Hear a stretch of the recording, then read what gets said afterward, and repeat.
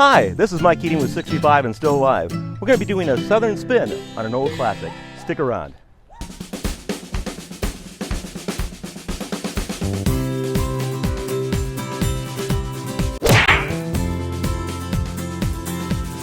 Hooey! And welcome to 65 and Still Alive. I'm Mike Keating. Now, you're probably wondering how come I'm talking like this. Well, not too long ago, we actually did a video on Dolly Parton's diet, which she called the Stone Soup Diet. Now, the Stone Soup Diet actually has a bit of a legend, and a friend of mine over at the Comedy Barn asked me, what the heck is the Stone Soup Diet all about?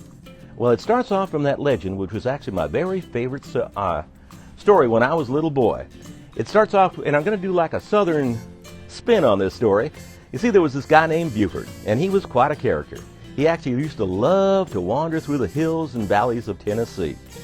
And that one day when he was doing his walking, he was walking and walking and walking until finally his stomach began to rumble. And as he walked a little further, his stomach rumbled even more. Well, he spied himself a house about 30 yards away and decided, I think I'll go over there and see if they got some lunch for me. Well, as he got closer, he saw it's a farm, and there was ducks and chickens and all kinds of critters just running around. Well, he thought, with all these chickens, I bet she's got some great fried chicken.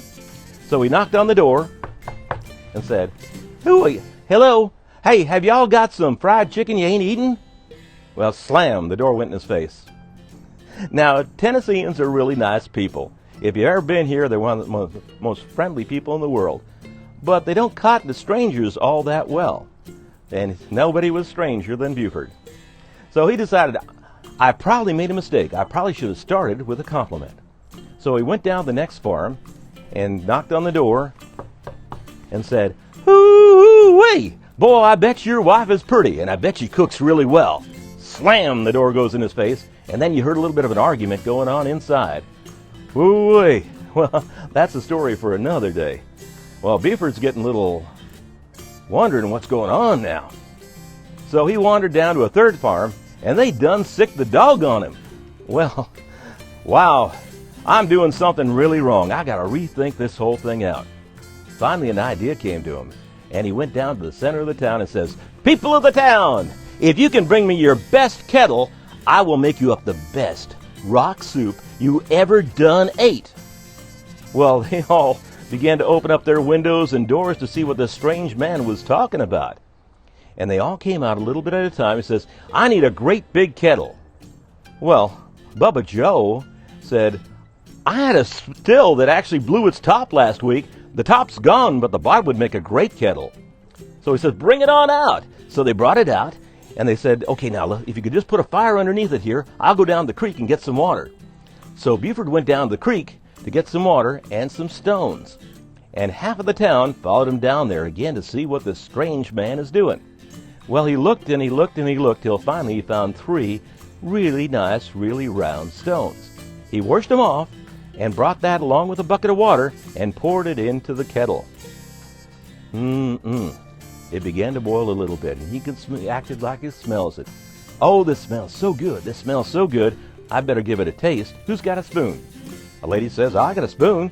So he takes the spoon, takes a taste, and says, that's really good, but it's missing something. What is it missing? It's missing potatoes. Well, the guy says, well, I got some potatoes and some carrots too. I'll bring them on out. So he brought out some carrots and some potatoes, and they chopped them all up and threw them in the water. And Buford began to twirl it around.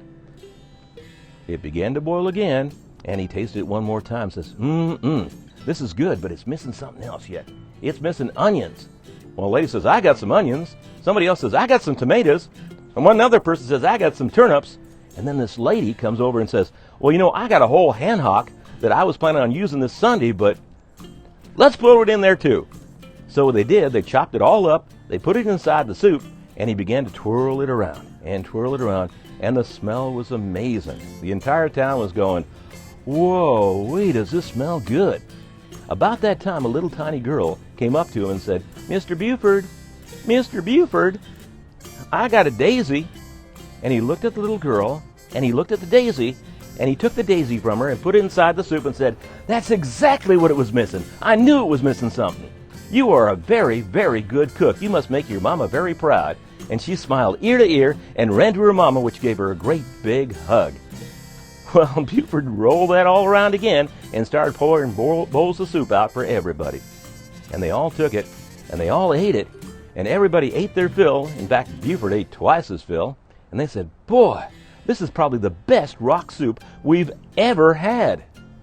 Well, Buford was happy, the girls were happy, and the entire town was happy, and as he was getting ready to leave, the little girl came back up to Buford and says, "Mr. Buford, Mr. Buford, don't go away yet.